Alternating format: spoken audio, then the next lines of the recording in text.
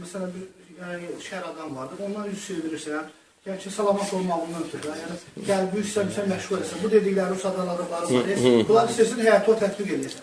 Yəni üz döndərməklə biraz olur da, yəni üç dördünü də əldə edə bilirsən. Sonra bundan canın qutarır, sonra bunun 2-3 dənə ordusu olur. O gəlir deyir ki, sənə bunu deyir, bu gəlir sənə deyir, bunu deyir. Ondan canın qutarır, düşünsən bunların nəyə nəzər? Təsirli. Yəni, ya bunlara nəsiyyət olmalıdır, ya da bizə o şeydən, həmən o şeydən necə çıxarmız? Məsələn, gəlir, elə şeylər deyir, bəlkə o mədəsi ağrıtmaz, bu bir elə bəziyir deyir ki, adam tüssüz nəfəsinəsin. Ona görə adama demək lazımdır ki, deməsin elə şeylər, mədəsələr çatdırmaq. Qabağını kəsmək lazımdır. Ona bir qayda var ki, sələflər deyir ki, mən nəmmə iləykə, nəmmə aleykə. Kim sənə söz gətirərsə, bil ki, səndən də başqasını aparır. Ona görə nəmmamlıq çox təhlükəli bir şeydir.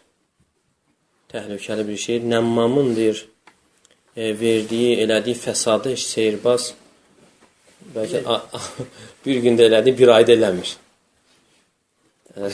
Bir hadisə var, bilməm, işləyirsiniz. Padişah. Hə? Padişah.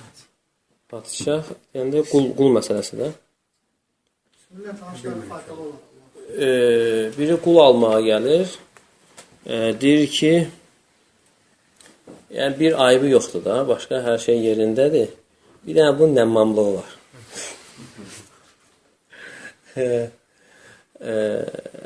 Və yəni vaxtın ağarırsa.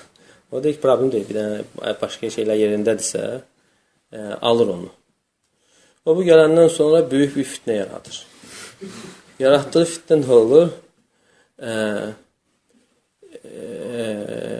Yəni elə bir ki, bunun arvadın yanına gəlir. Sənin yoldaşın başqası ilə evlənmək istəyir. Və ona görə yaxşı olar ki, sən onun saqqalından bir tük götürəsən, bir falçıya gedib, yəni o işindən yayındırasan. Buna da deyir ki, kişinin yanına gəlib deyir ki, arvadın səni öldürmək istəyir. Yəni yatma ilə.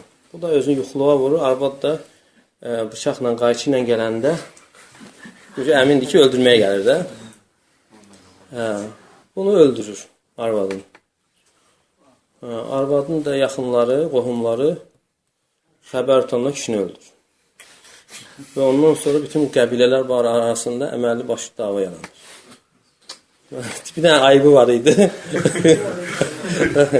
Ona görə nəmmamlıq çox təhlükəli şeydir. O kökündən kəsmək lazım. Ona görə sələflər işləndə kimsə söz gətirir. Deyərdi ki, əmə vəcədə şeytanu rasulən qayraq. Yəni, şeytan səndən başqa elçi tapmadım. Yəni, o sözü gətirməyə şeytan səndən başqa araçı, yəni elçi tapmadım. Amma da kəsdirsə, inşallah sonra yayılmır. Sən eşitməyəndə rahat olursan axı. Və bu cür qabağa alınsa hər dəfə, görsən cəmiyyətdə də yəni xeyir şeylər yaranır.